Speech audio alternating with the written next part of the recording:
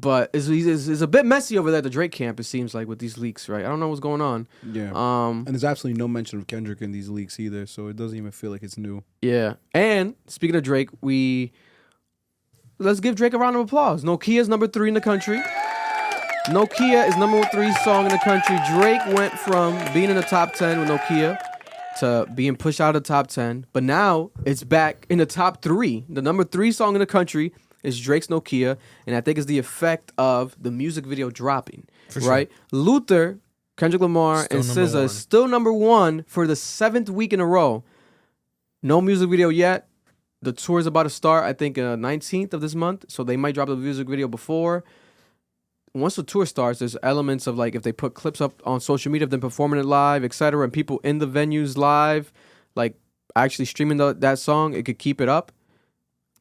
But I don't see where there's a world where this month Drake's NOKIA doesn't go number 1. It has to. Oh, no, it's getting hot out. It has to. It has to. Who's calling my phone? Who's calling that shit? Who's calling my phone? I say in the next couple of weeks. It has to go number 1. Yeah. And then people last week... Unless Luther gets a video. People are like, that's the only thing. If Kendrick drops a Luther video out of nowhere, and it's like extremely better than NOKIA's video, like, and they do like a fucking random Luther dance to add to it for TikTok, whatever the fuck they're gonna want to do. Like, they free PG Lang, you can never count them out. Creative geniuses.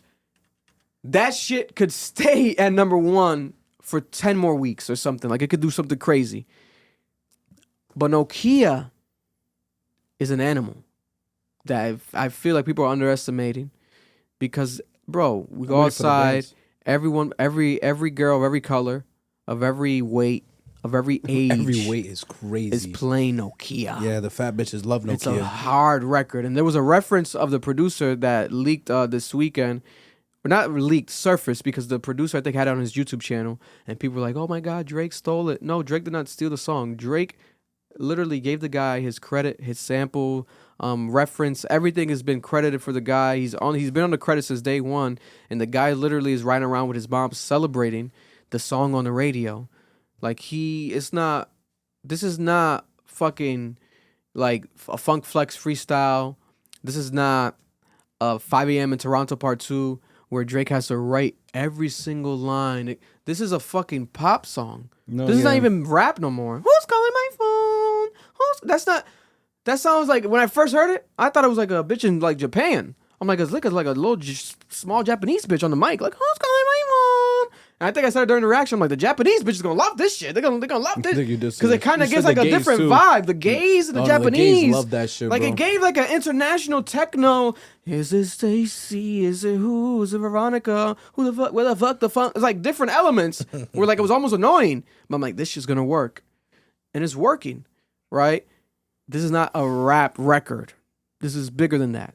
So if you want to compare it to that, like, oh my God, you guys expect Drake to write every single line of his. That's not going to happen.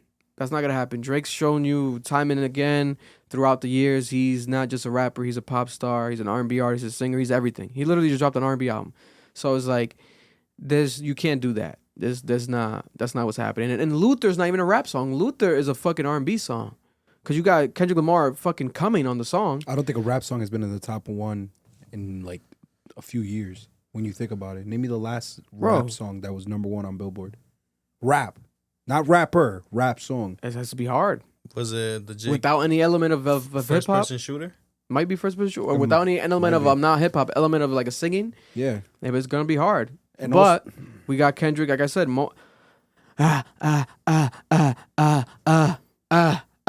this well. He's moaning on that bitch. It's just hard. No, it's hard. That's why it's number 1. It's hard as fuck. Not like us. Not like us. Oh. It's the last one. Yeah. Thank you, chat. That's why I love the chat. Sorry, guys. You're right. Before that, I think it was first person shooter. Fuck. Pretty sure. Bro, because rap songs usually aren't number 1 Billboard. Like, that's not a thing. That's really hard to do.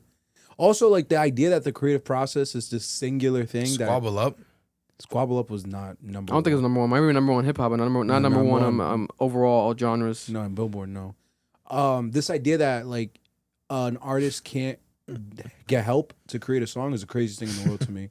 Like, the artistic process takes more than one person. If you think your favorite artists are doing the songs by themselves, that they're writing these lyrics by themselves, they're fucking lying to you. Like, yeah, you live in a delusional world, bro. It's not a thing. Like, that's never happened. He lied. Yeah, And y'all niggas worship them. Wicked NC with the 5. Drake has dropped 100 songs since Beef, and it's all mid.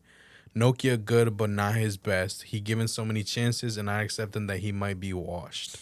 Listen, you can say all that, right? You got mad hate. That's in your mouth. opinion, but objectively speaking, man, this shit is number 3 for a reason.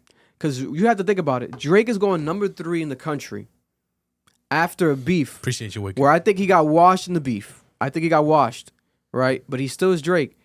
He still is going number 3 while he's at war with his label, right? His own team, Drake's own team, is like doing not doing interviews. Drake's own team has been reportedly telling people behind the scenes, like hinting at Drake's life being in danger.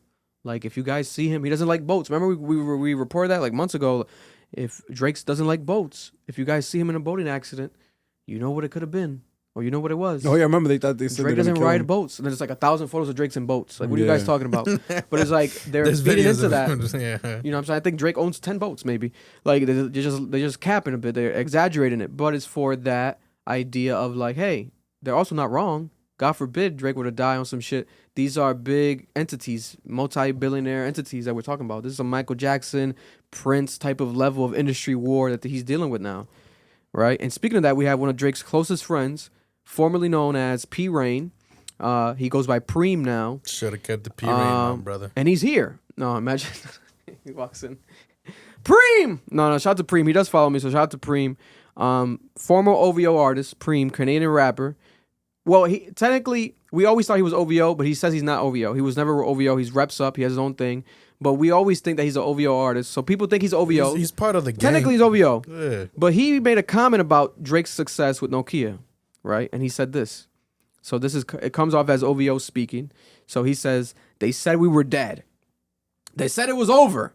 They said the Super Bowl was checkmate. They said he should take a few years off and disappear.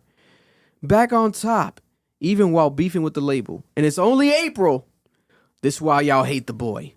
Ha ha ha ha. With laughing emojis. That's Drake's close friend. Allegedly, might be a shooter. I don't know. In my opinion, he's everything. Right? The guy, he looks extremely intimidating when you look at him sometimes in the eyes. He has those like, he might do it to you type of eyes. God bless him. But it's a conversation to be had, right? It is pretty crazy. And what would be crazier is, not is, or if, when he gets that number 1. I think he's going to get the number 1. Right? He's going to get the number 1. Because then you beat Michael. You break a record, or you tie a record, whatever it is, the No, Michael he Jackson broke record. it. He already tied it. So he That's would why break it. first person shooter. They're right. So they're saying in the chat, first person shooter did hit number 1. He predicted his own number 1 with that song, and he said in the song, "I'm about to beat Mike. Beat it, nigga. Beat it, nigga."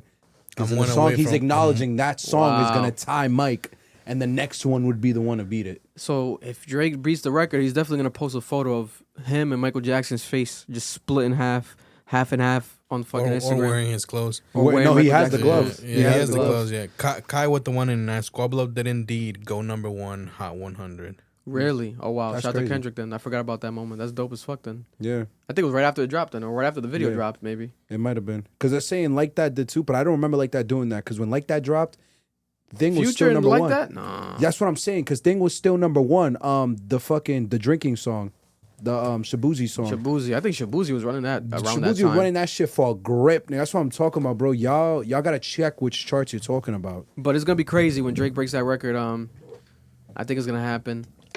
You know, for those that care about numbers. And yeah, he did it his own way.